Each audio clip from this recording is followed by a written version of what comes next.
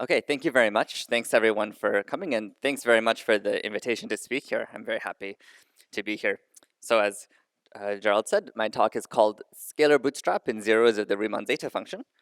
It's based off of a paper now a few years ago and one that will appear hopefully soon. And both of these are in collaboration with Chen-Han Zhang, who's in the audience here. So any particularly tricky questions, maybe he'll help me out with. um, so before I get into the technical parts of the talk, I want to sort of have an overarching big picture question of the type of question we'll be interested in. And the question I'm going to be interested in is, what's the minimal theory of quantum gravity in 3 space-time dimensions in asymptotically ADS space?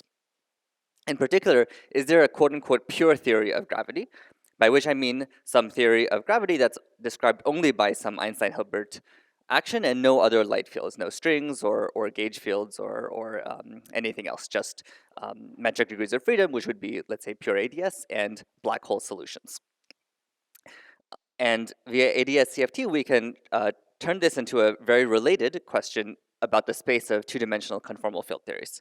We can ask, what is the largest gap to the first non-trivial Virasoro primary operator allowed for a 2D CFT at large central charge C? And the strategy that we're going to be using and has been used in the past by many people is we're going to be using modular invariance, which is the theme in this conference, of the torus genus 1 partition function, which in equations, as we all know, is just that the partition function as a function of the modular parameter tau is invariant under any PSL2Z transformation of it. So one way of saying this is that this modular parameter tau, although naively you would think it's valued anywhere in the upper half plane, it's actually only valued in this keyhole region, H mod SL2Z, where this Z of tau, just to be completely explicit, is a trace over your Hilbert space of all operators where I weight them by their conformal dimension delta and their spin J. And I'll call these chemical potentials Y and X, which are simply the real and imaginary parts of my torus parameter tau. Just a bit of notation, I'm going to call the parameter, the partition function Z of tau, but I should really call it Z of tau comma tau bar. So please don't assume that basically no functions in this talk will be meromorphic. So don't assume anything about that. So one equation you can study is you can simply turn off the chemical potential for the spin. You can just look at the, assume tau is pure imaginary, and then there's roughly a temperature to 1 over temperature duality of the partition function. This is sometimes called the spinless bootstrap equation because by definition, you're not grading by any spins. So anything you learn from this equation, you're not going to learn anything about the spin of the particle just because you threw all that spin away. Now, this equation looks innocuous enough, but actually even this equation is quite powerful, and it was shown by, well, first by Simeon Hellerman and later did many follow-up works, that just from this equation here, you can show that to the, this first question that I asked, what's the maximal gap at large central charge, you can show that it scales at most linearly with the central charge. You can't have a CFT at large central charge where the first excited state is let's say scaling as C squared or even C log C. There's a precise order 1 number that the maximal gap can be at most. This is a pure CFT argument, but there's actually a very beautiful interpretation in ADS CFT, which is that in holography, this central charge C takes the role of M Planck. And there are, of course, black hole solutions that start at roughly M Planck. And you might expect that a theory of quantum gravity needs to include these solutions in the gravitational path integral. So the fact that from the CFT we're saying that we need states that scale linearly with the central charge to appear in the trace is believed to be related to this fact that there are black hole solutions that scale with M Planck. Now this result, as I said before, is agnostic of the spin. By definition, we're looking at the spinless bootstrap equation. We've thrown away all information about the spin. So all we know is that there has to be some state whose dimension is less than C. But we don't know what spin it is. It could be spin 0, it could be spin 1, it could be spin 17. All we know is that the spin, of course, must be less than C by unitarity. The unitarity tells us that the spin is less than or equal to the dimension, but other than that, we have no idea what the spin of this quantum state is. And of course, as I said, the reason is almost tautological. It's in this equation we don't grade by spin. So you can try to do something more refined. You can take your full partition function, graded by both delta and j, and do a more complicated bootstrap analysis, where you look at some linear functionals that satisfy certain properties, and ask, can you let's say, show that there has to be a spin 0 operator with a certain conformal weight. This was studied in 2016 in this beautiful paper of Collier, Lin, and Yin, and remarkably, they showed that if you do this, and the central charge is large, in particular if it's bigger than 25, you'll never get any bound on the scalar sector of any 2D CFT.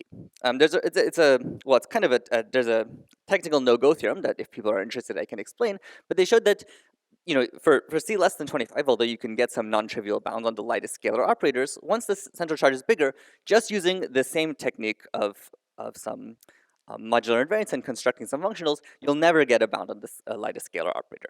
And this is a little bit surprising because this holographic intuition that I said earlier, it should apply to scalar scalar black holes. There exist ADS Schwarzschild black holes, and you might think that they have to be included in the quantum gravity path integral, but from the CFT, we can't prove that they exist. It's not even that we can't get a bound that scales linearly with C. We just can't get any bound at all. So in this talk, what I'm going to do is I'm going to describe a new crossing equation that acts only on the scalar operators of the CFT. So this is in contrast with the spinless equation, which acts on all operators of any spin. This only acts on the operators of spin 0. And this will evade this no-go theorem that I described earlier on the previous slide.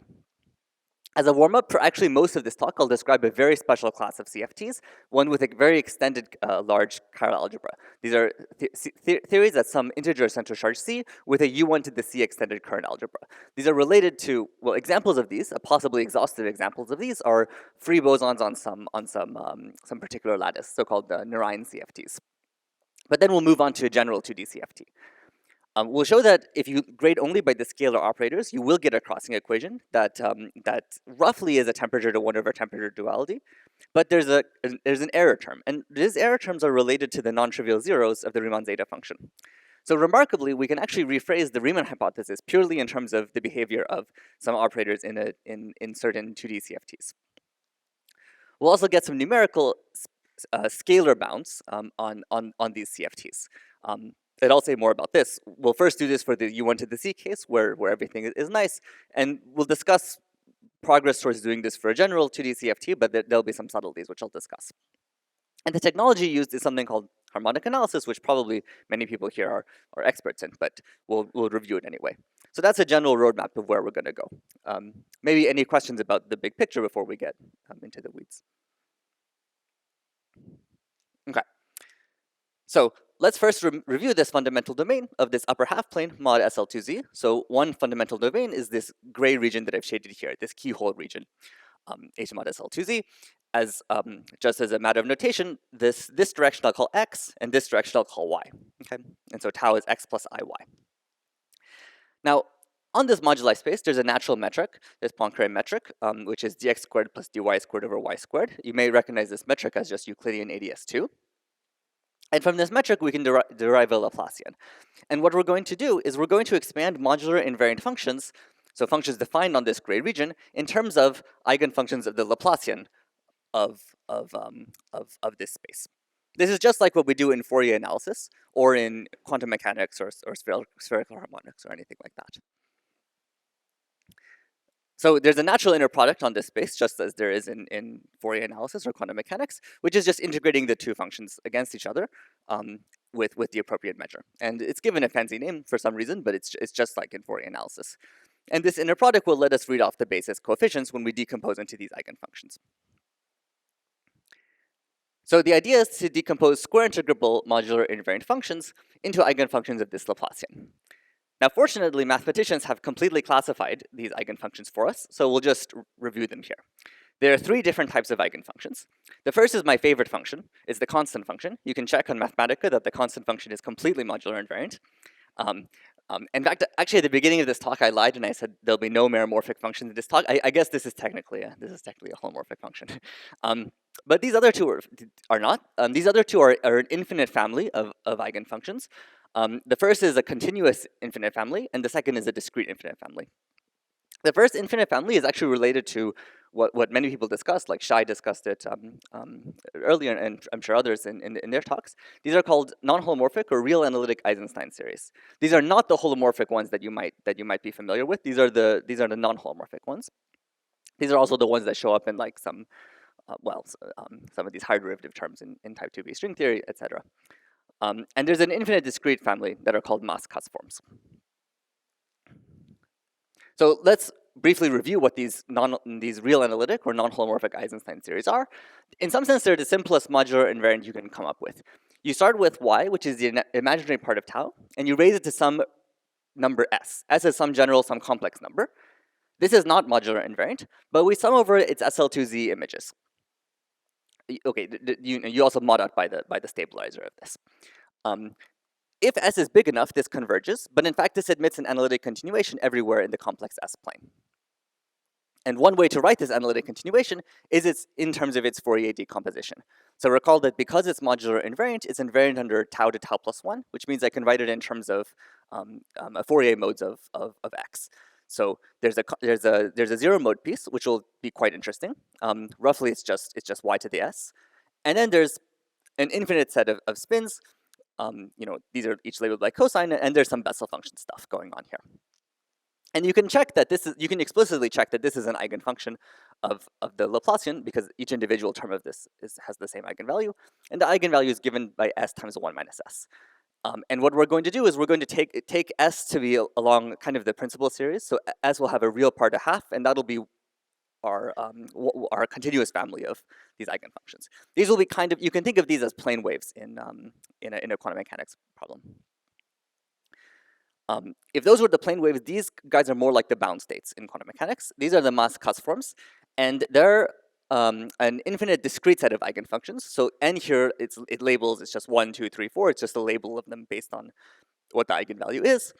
They're modular invariant, and they take the following functional form. So they still have the same Bessel function thing going on, but there's one important thing, which is they don't have a zero mode piece, and that's sort of what this cusp means. There's no spin zero piece of this. There's just these spin 1, 2, spin 2 all the way to infinity, and they have these coefficients a sub j, which is some arbitrary real number that I haven't specified, and they also have this coefficient r sub n, which is another kind of sporadic real number. These numbers are determined, but they're believed to be just random transcendental numbers with no rhyme or reason. They've been computed numerically by mathematicians to incredibly high precision. Like I found some papers that compute this to like 1,000 digits of precision. So mathematicians really like this. They have very interesting statistics. That's quite interesting, but I will not discuss it in this talk. But just as an example, just to give you a flavor, here's the first 5 mass cusp forms. You see, their eigenvalues are just these random real numbers. These are their coefficients, and they're just they're what they are. So the claim is that if you take these Eisenstein series with the real part of s as a half, together with the constant and all of these cusp forms, they form a basis for all square integrable modular invariant functions. By a square integrable, I mean what you think. So this, to be completely explicit, this is what the decomposition is. Again, I don't know why there's a fancy name, because this is just Fourier analysis. If you have some modular invariant function called f, it's given by a constant, an integral of these Eisenstein series along the real part is equal to a half, plus a sum of these infinite mass cusp forms. And all of these coefficients are just given by the inner product of integrating the function against the basis element. Okay, so that was the lightning review of this harmonic analysis, and now we'll get to applying this to some physics problems. So first, what I'm going to do is I'm going to take the partition function of a CFT, and instead of expanding into characters, which is maybe the more physically, maybe you might be more familiar with, I'll instead expand the partition function of a 2D CFT, these basis elements. Okay. So the first kind of large class of CFTs I'll consider are free theories. These are not that exciting of a type of CFT, but they're much simpler technically. I'll call these U1 to the C CFTs. They have an extended current algebra of U1 to the C. So these theories have much more than just Virasoro symmetry. They have this huge enhanced current algebra, and the characters are just given by 1 over eta to the C, where eta is this Dedekind eta function. So examples are these Narayan's families of C free bosons. So instead of looking at the full partition function, the full partition function has a lot of redundancy, because they have all of these descendant modes that we may not particularly care about. So what I'm going to do is I'm going to strip out this. Oh, somehow the mouse is moving. think I'm touching the wrong. I'll strip out this Dedekind eta, and I'll also put this additional y to the c over 2 so that this function z hat is still modular invariant. So this is the primary counting partition function of these CFTs. For Narayan theories, it's essentially some lattice theta function. So let's, for example, consider the free boson at c equals 2. So the free boson at c equals 2, there are actually four parameters in the target space. This is labeled by some O2, 2, and you can count there are four parameters there, but they can be packaged into two complex numbers, which I'll call rho and sigma, which are essentially just the complex structure of the target space and the complexified Kähler structure of the target space as well. And in fact, just at c equals 2, coincidentally, these are both, the target space moduli are two elements of this same keyhole region, H mod SL2Z. So we're going to look at the partition function, z hat, and it's got these three complex parameters. This tau is the world sheet parameter. That's kind of the most interesting one, and that's the one we're going to be doing spectral decomposition on. And this rho and sigma just labels what the CFT is. Okay, and in particular, let's look at, for example, what the overlap with the Eisenstein series as a function of tau is. To do this, you just do this integral of this lattice theta function, which is known exactly, against this Eisenstein. Yeah, there's a question. Very, very good question. It's actually not, but well, I'll discuss that in the next slide. It's not quite square integrable. But if you subtract out a piece, it will be square integrable. And in fact, this is why I'm starting with these U1 to the C CFTs, because these are essentially almost square integrable. But once I do a general CFT, it's much more complicated because the Casimir energy of the vacuum state makes it no longer square integrable. So you can still deal with it, but it's a little bit more subtle. But it's a very, very good question. Exactly. So here I'll just take out a single Eisenstein series and it'll be completely fine. For general CFTs, I have to take out some Poincare sums of light operators, but it's only a finite number of them. So it's a very good question. But yeah. Any other questions? Okay. So schematically, here's what this term looks like. To compute this term, I just do this integral against the Eisenstein series as a function of tau, and here's what it looks like. First, in the numerator, there's just some stuff with rho and sigma dependence, which we can compute exactly. But the interesting thing is that in the denominator, there's a zeta of 2s and a zeta of 2 minus 2s, where zeta is the Riemann zeta function. So you see already here that the pole structure of this overlap with the Eisenstein series, we see that there's some connections with the zeros of the zeta function. Whenever there's a zero, there's a pole here, and so if we do some contour manipulations, which we later will, you see that, it'll sort of show up there. In fact, these theories are free. We can compute this spectral decomposition exactly, and here's what the formula looks like. It's not particularly important. It's just kind of for fun, just to show that that we did something, and you can compute it exactly. I guess because there was a question there. There's this term here, this E1. This is actually not even an Eisenstein series. This is a regulated Eisenstein series, just for the experts. But this is what we subtract off if we move this to the left-hand side. Once we subtract it off, it's square integrable. So this was just at c equals 2, but you can do the same computation at general c. And roughly speaking, the overlap with the Eisenstein series looks like this. If we define this overlap to be some function epsilon, this function has the following two properties. And I'll give a sketch of the derivation, but if you're interested in, I can give a more detailed one offline. There are two very important things about the overlap of a partition function with the Eisenstein series. The first is that it's fully determined by the scalars of the CFT. What I mean by that is that naively, you need all the operators of the CFT to determine this overlap, because this overlap is defined as the integral of this guy against the Eisenstein. And in that integral, everyone shows up. Spin 17 shows up, spin 32 shows up, like whatever.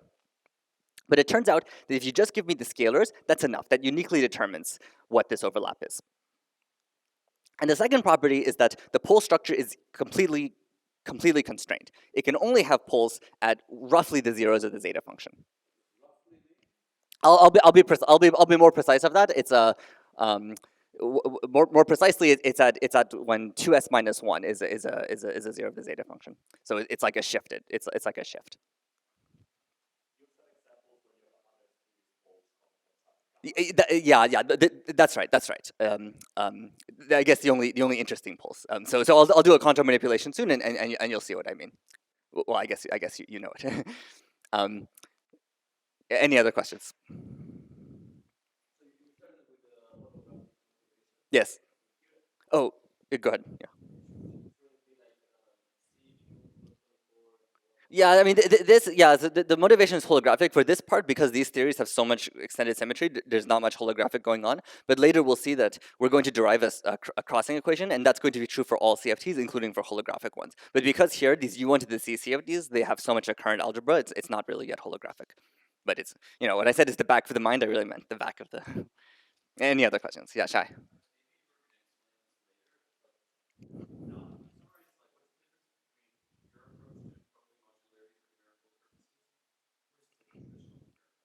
Yeah, fantastic question.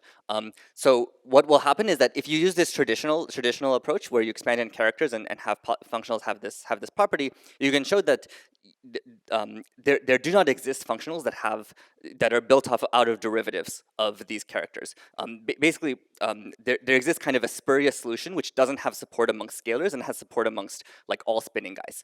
But because this equation that I haven't derived yet, but I will, is an equation only with scalars, that means that this spurious solution will no longer be a hindrance to us. That's right. That's right. So this is going to be an equation that will never show up if you take any finite number of derivatives of the traditional crossing equation that only has scalars. Because if you take any finite number of derivatives, there always will be polluted from spinning guys.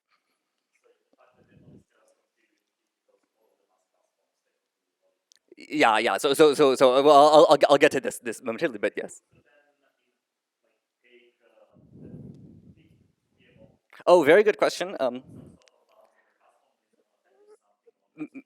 Yeah, maybe. There are some subtleties that'll describe at the end of the talk. The reason is because precisely with these mass cusp forms, we don't know what you see for this epsilon, the overlap with the Eisenstein. There's some simple equation where it's written in terms of the scalar operators. For the mass cusp forms, we don't know of such a thing. So that's one problem. Okay, yeah, these are very good questions. Um, okay, so let me just very quickly say this first property, which is determined by the scalars. It's actually a very beautiful and simple trick, which again, the mathematicians give a very fancy name. They call this the Rankin-Selberg transform. But again, it's just a simple idea, which is that roughly speaking, to compute the overlap with the Eisenstein series, you do an integral that's the Eisenstein series is roughly a sum over SL2Z, and you also do an integral over the fundamental domain. And all we do is we switch the order of the sum and the integral, and you do some manipulations, and you can eventually, you can kind of quickly convince yourself that all of the non-zero spin guys drop out after you do this manipulation. So roughly speaking, this overlap is a sum over the scalar operators weighted to the minus s. In fact, this thing itself kind of looks like a zeta function. It's kind of like a generalization of the zeta function that every CFT has. Property 2, that the fact that the pole structure of this epsilon is a little bit more subtle.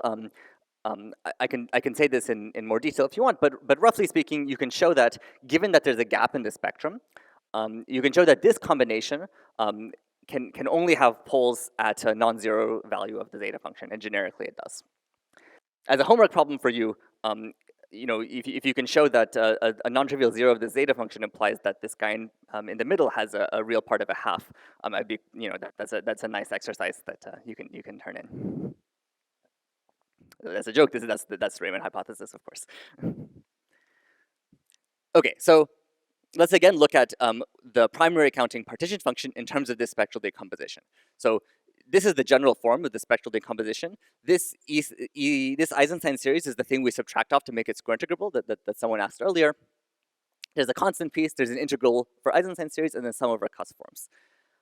And what we're going to do is we're going to look only at the scalars. And as Daniele asked, we can try looking at only spin 17 as well, but there's going to be a subtlety with this last term here. So very good, because this subtract, how should I put it? This subtraction is controlled. We know exactly what we're subtracting. So we will impose positivity, but we have to be careful with what we're subtracting. Yeah. Sorry? Yeah, they're generally both even and odd. Yeah. If if the theory is parity invariant, maybe you can throw out the odd ones, but in general, soon I will throw out this entire term because I'm going to look at only scalars. So.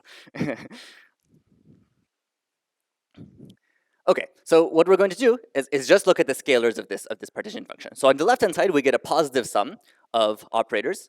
So I call the scalar operators S, and this is just like a partition function at some inverse temperature Y of only the scalars.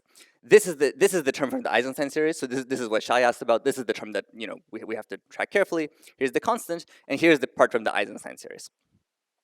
And what we'd like to do is we'd like to rewrite this epsilon in terms of the scalar operators. So we'd like to write this as a sum over scalar operators of delta to the minus s.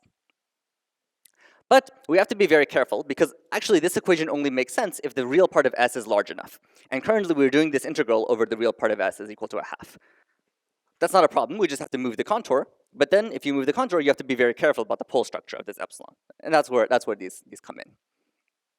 So if you remember, I said that all of the pole structures occur at, roughly speaking, the zeros of the zeta function, and this is precisely what I mean by roughly. If zn's are the non-trivial zeros, it's at 1/2 plus zn over 2, which as a homework, you can check that this has real part 3/4 if you can just solve a small problem in the meantime. There's also an additional pole at z over 2. In order to rewrite this as a sum over the scalar operators, we have to move this contour, this red line, to the right here. So we pick up the contributions from all of these poles. So when the dust settles, we get the following equation, which only has scalars in it.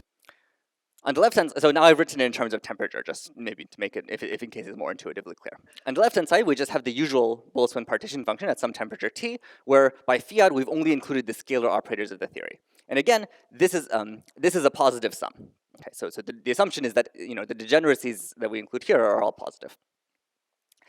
Okay, on the right-hand side, this equation is complicated, but I just want to point out a couple of qualitative features. First of all, this is at roughly e to the minus delta over t, and this is at roughly e to the minus delta t. So there's some stuff here, like some hypergeometric functions, whatever those are. But these are all known. So it looks complicated, but these are all functions that we completely know. So there's roughly a temperature to 1 over temperature equivalence here, but there's a couple of terms that pollute it. First, there's this term, which comes from the term we subtracted out, but it's known. But then there's all these t to some z sub n, where these are the non-trivial zeros of the zeta function. So there's a couple of fun things you can do with this equation. One is you can take this equation at very, very large temperature. So at very large temperature, this last line is non-perturbatively small, and these are the perturbative contributions. So the leading order is this, this is actually roughly Cardy's formula. There's a correction here. And sort of the sub-leading corrections are controlled by the real part of these z sub n's. So just for fun, this means that these sub-leading corrections grow as t to the c over 2 minus 3/4 if and only if the Riemann hypothesis is true, right? So, as I promised at the beginning of the talk, there's some connection. So it's quite fun. You can rewrite the Riemann hypothesis just about some strange statement of behavior scalar operators in these funny CFTs. So it can be just completely explicit. So, just take a random 2D CFT. Here's a CFT at c equals 2 with an SU3. This is an SU3 level 1 Wessel-Witten model, but I'll decompose it just in terms of the U1 squared chiral algebra. So this is some exactly solvable theory. I can just compute all the scalars and put it in Mathematica. And the first two terms, I'm just going to subtract out. Okay, so I take this guy and I subtract out these terms. So these are the first two terms, which you can do exactly, and you plot it as a function of temperature, and you get this oscillating behavior with this kind of envelope. So here I've rescaled by t to the minus 1/4. So the Riemann hypothesis says that as you go to temperature all the way over here, which is infinity, this thing is bounded. It would be really amazing if there was a physics reason why this thing should be bounded, but I don't really have a good story for that. But it's kind of something fun that you can do. Okay, so now I want to do what I promised to do at the beginning of this talk, which is to bootstrap these scalar gaps using this scalar equation. So can we use our crossing equation to bound the scalar gap? This is more refined information than the usual modular bootstrap. I should say, though, just in response to Shai's question, the traditional modular bootstrap can bound the scalar gap for these U1 to the C theories as well. This no-go theorem only comes from Virasoro, which I'll discuss later. But there's a crossing equation that looks like this. So the question is, can I bound what the lightest scalar operator that appears in this crossing equation is? But there's a problem, which is that there were these residues. This term here and this term here came from when I moved the contour and I picked up these poles. And when I pick up the poles, I have to multiply by the residue. And in general, this residue is very theory dependent and it's not sign definite. So these numbers a and b sub n are unknown and they're sign definite. They can be positive or negative or zero. In fact, these b sub n's are complex and both the real and imaginary parts can take any sign. And for people who have studied the numerical conformal bootstrap, you know that the name of the game is positivity or sign definiteness. So we somehow need to kill these terms. Well, this term is not so bad to kill. You can just take a derivative, but somehow we need to kill this term. So is there a linear functional that you can apply to this guy to remove it? Fortunately, the answer is yes. And we actually borrow a technique from mathematicians in the sphere packing community. And I should say special thanks to a mathematician named Daniel Radchenko who helped us out, who had studied, I think, more complicated generalizations of what I'm going to say. So sphere packing is a mathematical problem. It's practical. It's applied mathematics. It's applied in the sense that sphere packing asks the question of if you own a grocery store in 24 dimensions and you want to sell oranges and save as much money on real estate as possible, how do you do it? So it's even though it sounds like a very different problem than the conformal bootstrap, miraculously it turns out that apparently a lot of the some of the functionals used in both of these seemingly different topics are actually the same. So what we can do is we write down a family of kernels, phi sub k. I actually won't define them in this talk, but if you're interested, you can ask me. And the functional is defined as the following. A functional inputs a function and outputs a number, and you simply integrate it against this kernel. And this kernel is gerrymandered so that if you input some pure power, t to some s, you output a zeta of that s. So by definition, if you have some temperature raised to a zero of the zeta function or whatever, this can completely annihilate it. So we can apply this functional to our crossing equation and remove all of these troublesome sign indefinite terms. And this gives us positive sum rule. So for example, here's the sum rule for c equals 3.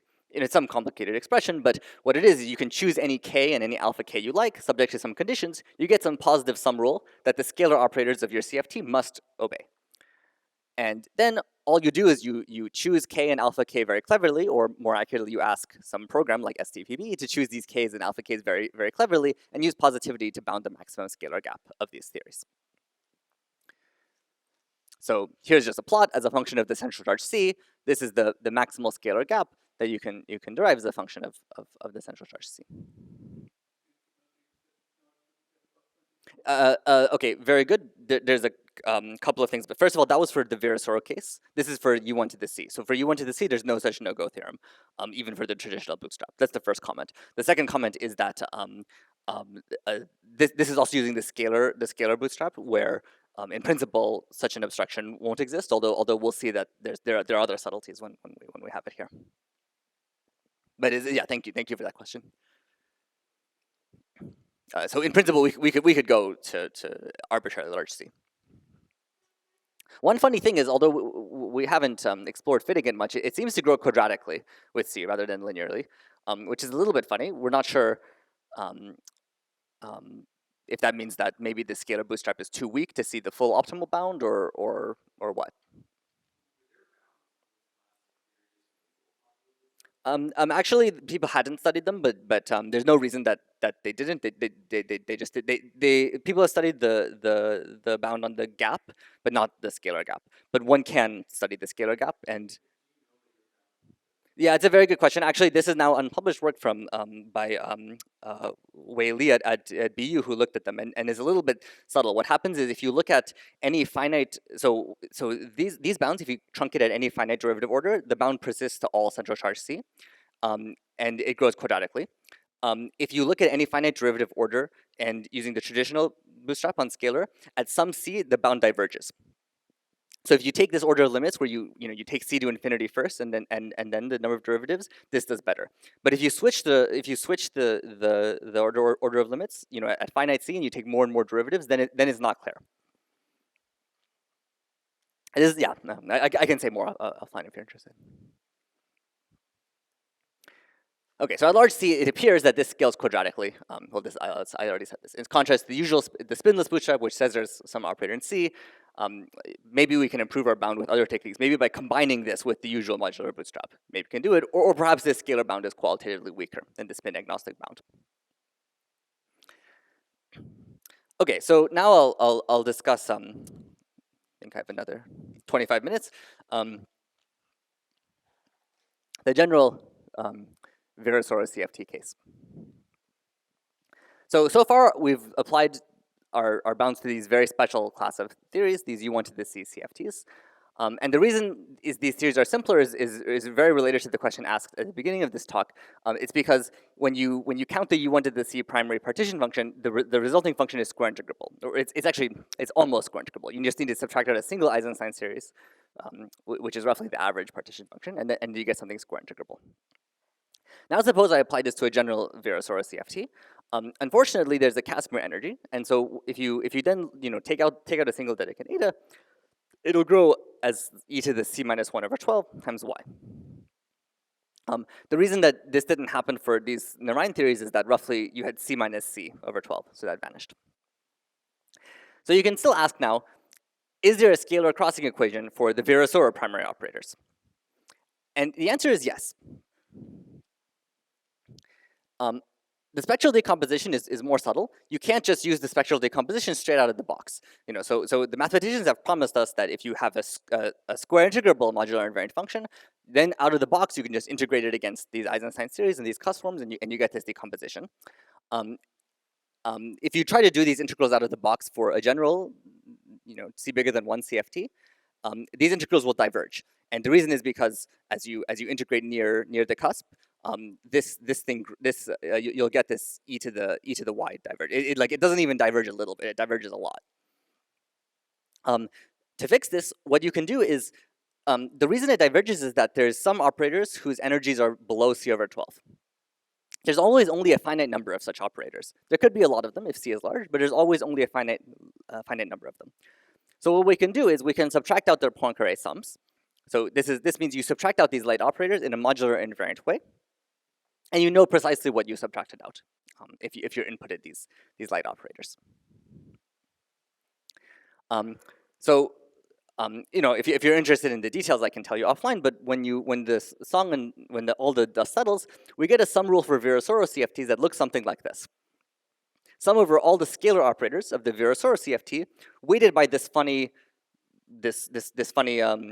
Boltzmann suppression. So this takes roughly, you should think of this as the analog of e to the minus beta delta minus e to the minus delta over beta. So this is the new kind of Boltzmann crossing equation, is equal to a constant that's independent of k. Epsilon is a constant that's independent of k. So why is that useful? Well, that means if you take any number of derivatives of this equation, you get a sum rule. Right, you see on the left-hand side of this, it's very surprising that the right-hand side does not have a k dependent on it, right? If I sum over a bunch of different deltas, you would expect that changing the k will change the right-hand side. But the claim is that if these deltas came from a healthy CFT, the scalars of a healthy CFT, the right-hand side is k independent. That's the crossing equation. This is a crossing equation only true for the scalar operators on the theory. So here's the equation I wrote again. So what you would do is you take some number of derivatives of this equation, and you can evaluate it at k equals 1, the self-dual point. But now I want to say a very interesting subtlety of this equation, and why we actually do not do what I promised at the beginning of this talk, because and ways I think where we may be able to evade it. So this is going into like future directions. So for a normal partition function, the Boltzmann suppression goes as e to the minus energy over temperature. So a very large energy, this Boltzmann suppression always wins if the density of states is at all healthy. So if it doesn't have this Hagedorn growth. What happens here? At very large delta, this term in the bracket falls off roughly as e to the square root of delta, right? Because this log goes as well. If you expand the log, you see this. This is in contrast to e to the minus delta. Now, for Narayan CFTs, the growth of the primaries grows polynomially in delta. So you always win, right? Like this Boltzmann suppression always beats a polynomial in delta. So there's no issue of convergence. But for Virasoro CFTs, Well, for any 2D CFT, the high energy density of states famously grows as Cardy's formula, which is e to the squared of delta times the central charge c. And so if the central charge is too large, this sum rule may not converge. And in fact, when you balance, when you are careful with all your pi's and square roots and whatever, you see if the central charge is bigger than 7, then there's no k you can pick such that this sum rule converges. So in fact, it's actually a little bit worse than the usual case. But there's still things that can be said.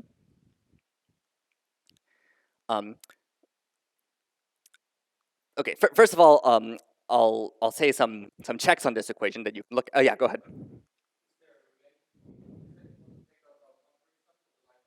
Yeah. Sorry. The Poincare, yeah, I mean they need to be regulated, but the Poincare sums converge. Yeah, you can write down a finite, given any light operator of any spin, you can write down a finite Poincare sum for its SL2Z orbits. No, I don't think so. I don't think that's related. This Poincare sum, in some sense, I think you can think of it as just a crutch to derive this equation. But once you have this equation, this is a sum rule that doesn't make any reference to the Poincare sum. Like you apply this to all your scalar operators of your theory, the light ones and the heavy ones. That's right. The CD, and it could have a J dependence as well, an X dependence as well. So if in particular, if there's a light operator of spin 3, then you also need the X dependence. Yeah. Those are a little bit more subtle, but you can make them. You can make sense of them as well. Okay, so first let's do some checks of this equation. So one check is Liouville theory. So this is a theory. Well, it's a little bit of a funny theory. It doesn't have an SL2R invariant vacuum. It has a continuous density of states, but it's still modular invariant and it still solves crossing. And in my conventions, the density of states is roughly 1/squared of delta. So this convention here, delta equals 0 is not the vacuum. I've taken out the Casimir shift. So all we can do is we plug in delta and integrate it from 0 to infinity of this expression. And naively, you might think that there's k dependence, but actually this k dependence drops out. So this is this epsilon that David asked. So Liouville theory obeys this scalar crossing equation. There are also various theories with small values of c that are exactly solvable. These theories, like some Wesselmina-Witten models, etc., these theories generally are exactly solvable. They have an extended current algebra, but we can just pretend to only look at them under the Virasoro symmetry. So we look at the scalars only under Virasoro symmetry. We look at the scalar operators, and we just put them in Mathematica and keep the first 1,000 terms and plug in whatever values of k you want, and you see that the right-hand side is miraculously k independent. The third thing you can look at is you can look at Poincare sums of light operators, both of spin 0 and spin non-zero. And these ones actually, we can take the central charge as big as we want. We can take it bigger than 7 as well. If you take it bigger than 7, this integral will not converge. But this integral will converge if you do a proper analytic continuation. And you can see that the right-hand side, again, is a constant independent of k. So what's going on? What's going on is that, so this is a log of ratios of logs. So we can write this as two different logs, one at square root of k and one at square root of 1/k. And each individual log has some region of convergence in k. And if the central charge is less than 7, there exists some overlap. You can think of these two logs as the S and the T channel of your OPE. And if the central charge is small enough, there's a region where both OPEs converge. And then you can take as many derivatives as you want. You can put it on your computer and you can go to town.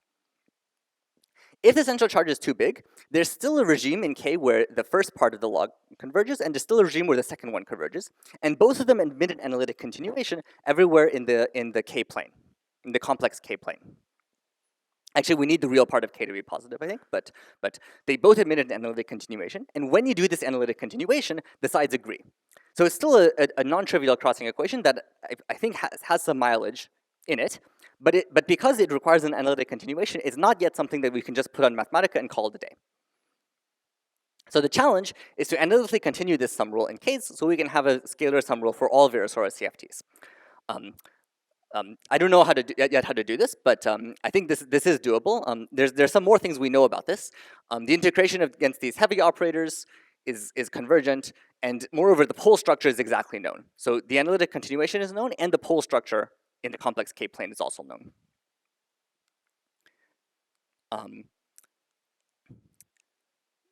Well, this is most of what I wanted to discuss. I'll just discuss now some future directions and interesting questions.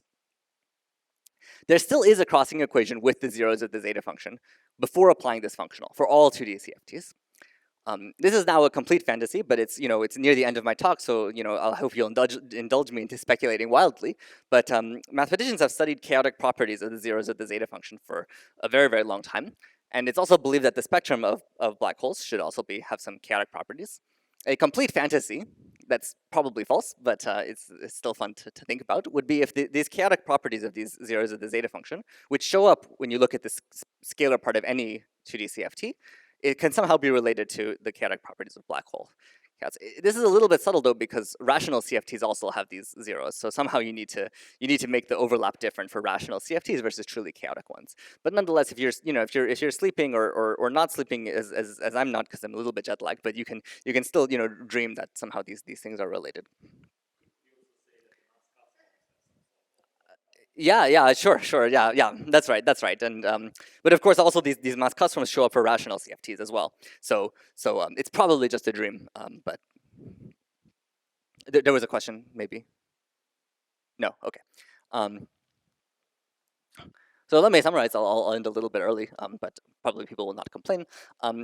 So here's this kind of a summary of the talk. From the spectral decomposition of these U1 to the C theories, and some contour manipulations, we wrote down a crossing equation that the scalar operators and only the scalar operators obeyed. This equation is intimately related to the non-trivial zeros of the zeta function.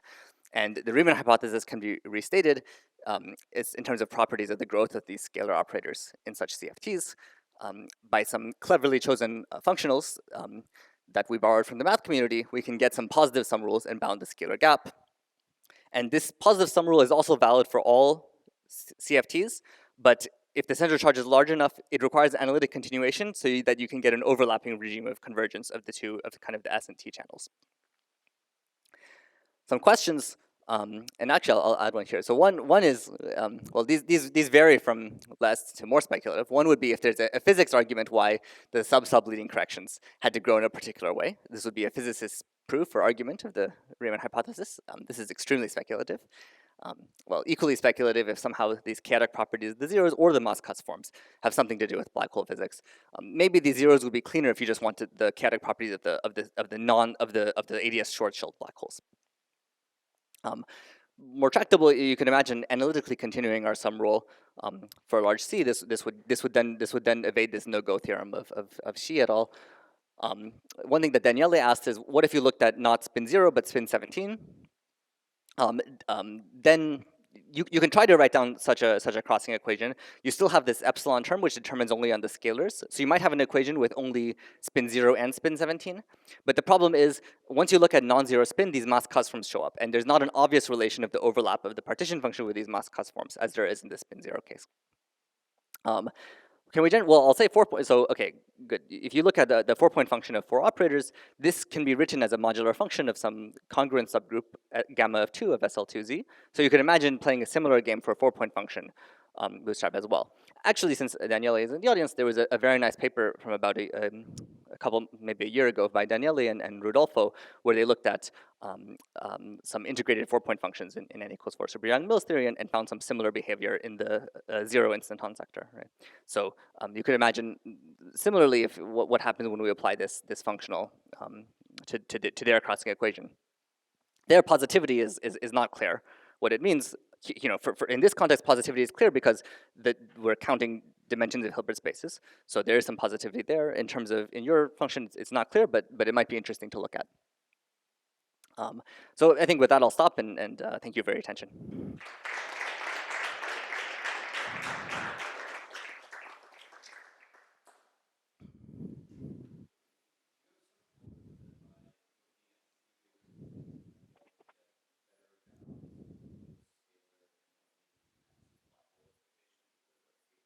Yeah. I think that's certainly a hope. Yeah. The first step would be to the first step would be to get any bounds at all. Like any bounds at all would be, even if the bounds are worse than the black hole expectation, Sierra 12, that would still be an infinite improvement over what's known, because there are no bounds. If C is bigger than 25, there's no bounds of any form on the lightest scalar. So if we can get any bounds at C bigger than 25 for a general Virasoro CFT, that would already be very, very nice.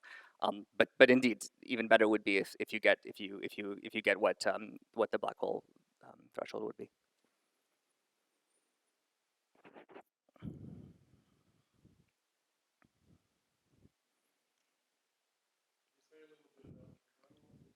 Oh, sure, sure. So I even have a slide for that. Oops. I think somehow it went away. I have to reshare maybe. Well, I'll just do it here. Roughly speaking, the idea is the following. Take any function var phi, and some, you define a function big phi like this, okay, and the kernel is just integrating against this, and if you then expand this and change the order of the sum and the integral and so on, you'll get the zeta of S here. You have to be a little bit careful with this function var phi. It has to have some convergence properties, etc. And what the best that we found, or that we learned from mathematicians, is a Gaussian. But roughly speaking, yeah, it's this trick here, which is actually similar to some tricks Riemann used in his original paper. Well, I'm not an expert on this, but they used some functionals of this form. Is my understanding, but maybe someone in the audience knows more. Maybe Kim, or I don't know.